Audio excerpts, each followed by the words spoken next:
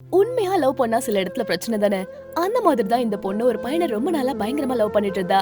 ஆனா அவனும் இவளை ஏமாத்துற விதமா இவ கூட இருந்த வீடியோஸ் எல்லாத்தையுமே ஒரு வெப்சைட்ல போட்டு பணத்தை சம்பாரிச்சிடுறான். இதனால இவள போற இடத்துல ரொம்ப அசிங்கமா பாக்குறதுனால இவளுக்கு இது ஒரு மாதிரி ஆயிட்டு உடனே பிளாஸ்டிக் சர்ஜரியும் பண்ணிக்கிறா.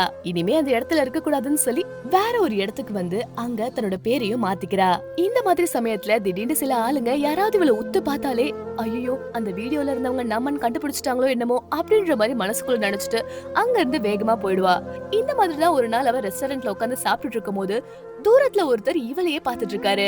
இத நோட் பண்ண இவ ரொம்பவே டென்ஷன் ஆகி கிட்ட போய் என்னடா என்ன நினைச்சிட்டு இருக்க, என்ன எதுக்கு பாக்குற, என்ன அந்த வீடியோல இருக்கிற பொண்ணு மாதிரி இருக்கேன்னு பாக்குறியா, இந்த மாதிரிலாம் நேரா போய் அவன்கிட்ட கேட்க போயிட்டா.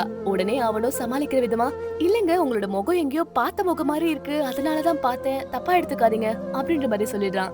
அந்த நேரத்துல இவளோ ஐயோ நம்ம தான் தப்பு பண்ணிட்டோம் போல இருக்குன்னு சொல்லி அங்க இருந்து கிளம்பி வெளியே வந்துடுறா. இவனோ இவகிட்ட இருந்து போன் நம்பர் வாங்கலான்னு பாக்குறான். ஆனா இவன் நம்பரே கொடுக்கல, அப்படியே கிளம்பிடுறா.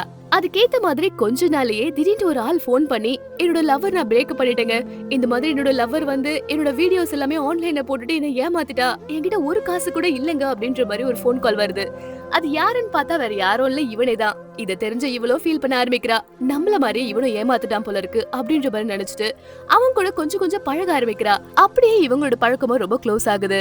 என்னோட லவ்வரை நான் பிரேக்கப் பண்ணிட்டேன்னு சொல்லி இவன் போய் சொல்லிருப்பான். ஆனா என்ன ஒரு பெரிய ட்விஸ்ட்னா இந்த பொண்ணோட எக்ஸ் லவர் கேவலமான விஷயம் பண்ணிருந்தாலும் அதை விட கேவலமானவனா இவன் இருக்கான். இந்த பொண்ணோட வீட்டுக்கிட்ட அவளோட வீட்டு குப்பையெல்லாம் இருக்கும்ல, அதை தேடி ஒரு டெலிவரி பாக்ஸ்ல இவளோட போன் நம்பர் இருக்கிறத பாத்துட்டு அந்த போன் நம்பரை எடுத்துட்டு அங்க இருந்து தான் இவகிட்ட ஏமாத்தி பேசியிருக்கான்.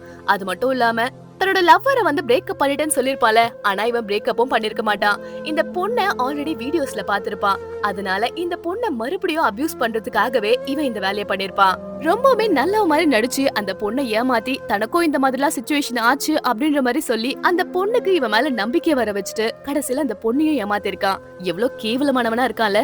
ஒவ்வொரு மூவிஸ்லயும் கண்டிப்பா நம்ம ஒவ்வொரு விஷயம் கத்துக்கணும். அந்த மாதிரி நம்ம தினம் தினம் நிறைய பார்சல்ஸ் வாங்குறோம்.